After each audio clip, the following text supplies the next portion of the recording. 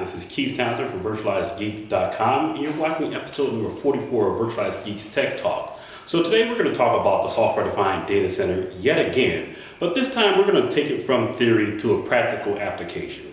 So one of the challenges that we see in the enterprise all the time is developers and the battle between developers and the available resources within the infrastructure. So specifically, when we go through development cycles in the infrastructure or within the infrastructure where developers require more resources or resources quicker than the infrastructure team can provide them. So this is a real business challenge that cloud computing normally meets. The ideal of elasticity and agility, the ability to give the business owner, the application developer, the resources that they need to react to business events.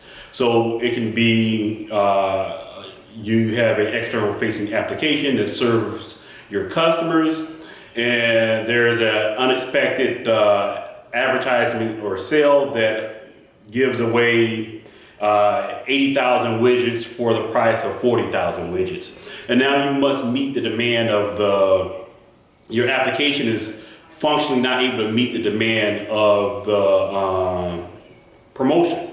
So you need to go through these rapid test and development cycles when you need to expand the application. So a real business challenge that the infrastructure today typically can't meet. So from a generic perspective, this is a pretty simple problem. You have an application that's comprised of x86 compute via some hypervisor, storage that sits on some storage array, and a virtual or physical network that needs to be replicated into your cloud service provider, whether that's AWS or Google. The problem is that Amazon and Google weren't designed for legacy applications. So when you want to test a legacy application within these environments, you have to go through and modify the application, whether it's the way that it consumes storage, the way that the network is designed. Some basic change to the application needs to be made. This presents two challenges. One, it's a technical hurdle, and then two, you need to give up precious cycles from your developers to make these changes to the application. So you create an overhead from when you want to move the application from production, on-site production, or on-site test to the cloud. So this is kind of the hidden cost of the cloud. But this is where the concept of the software-defined data center comes into play. The whole ideal is that your application and your data center in general is abstracted from the underlying hardware. It doesn't matter the type of hypervisor, the type of storage, or the type of network that your physical infrastructure runs under in your production data center. The ideal of the abstracted software-defined data center is that I can take this construct and move it to whatever service provider that best fits my need for that particular cycle of testing. AWS, if they have a better pricing or better type of performance for the workloads that you want to test, we'll test it on AWS. If Google has better pricing or better infrastructure or infrastructure in the area of the country or in the world that I want to test my application, then we move to Google. So in order for this to happen, we need some type of translation layer. There's a few different ways to do this. We can use APIs from providers such as RightScale to build that type of capability ourselves. So we can create a portal that says, you know what, pick a provider and we can write to generic applications layer. We can write to generic APIs. The challenge with that is, again, we have to change the application at some point. If we're looking to solve this problem from an infrastructure specific view of the world, Ravello Systems has a really nifty solution. Ravello kind of abstracts this layer from us and provides a nested hypervisor they'll run on either AWS, Google, and I believe they also support Rackspace's or HP's cloud as well.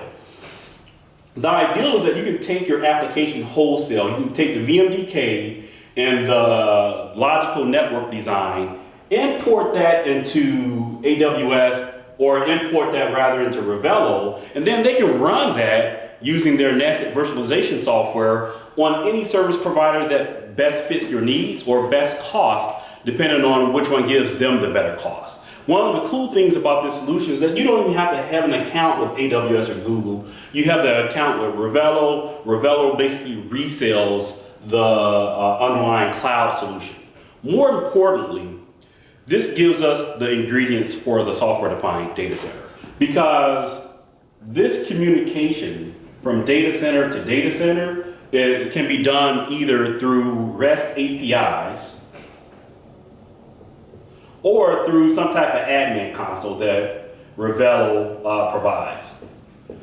The REST APIs is very important. The reason why it's important because I can take OpenStack, VMware's vCloud Automation Center, VCAT, and create a self-service portal that allows developers to basically say, you know what, I want to take these 8 VMs that compose my application, export those to Revelo. Revelo will automatically build the network logic based off the metadata of those VMs, and then provide the developer a complete mock environment of the production system with the same IP addressing. And I can have 4, 5, 6, 7 different developers all do the same activity basically at the same time within Revelo. Revelo can make snapshots, what they call blueprints of your application, and allow you to basically replicate the application as many times, integrate that into your configuration management